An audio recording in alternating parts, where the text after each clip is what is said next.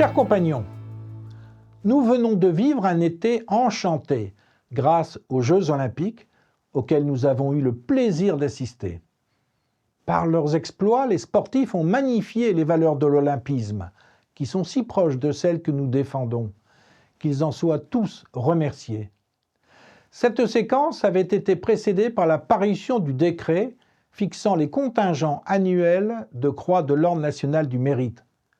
À cette occasion, le grand chancelier a souligné que ce décret revitalisait les propositions au titre de l'initiative citoyenne, ce qui doit permettre de détecter des profils, je cite le grand chancelier, des profils qui passaient sous les capteurs traditionnels des ministères.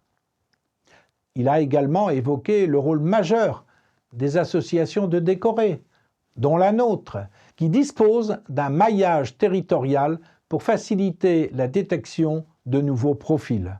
Je ne puis qu'inciter vos présidents à saisir cette opportunité qui est ouverte pour proposer aux préfectures des dossiers issus de la société civile et du monde du bénévolat. Profitant de la pause estivale, votre conseil d'administration a organisé la rédaction d'un livre blanc sur notre association, soulignant ses forces et ses faiblesses et proposant des voies d'amélioration. Ce document s'est évidemment inspiré des travaux de la commission Développement et Prospective et tient compte des remontées des sections. Il servira de support à la réflexion proposée par le grand chancelier, à la SMLH, à la médaille militaire, ainsi qu'à notre association, pour faire émerger des propositions permettant de donner toujours plus de vitalité aux ordres nationaux.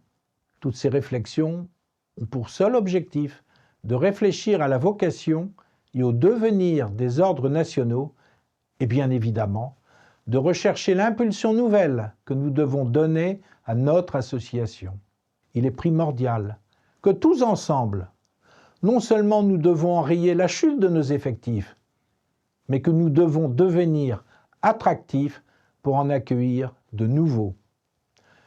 Je connais les efforts des sections qui sont réalisés en ce domaine et suis bien conscient des difficultés que nous rencontrons tous.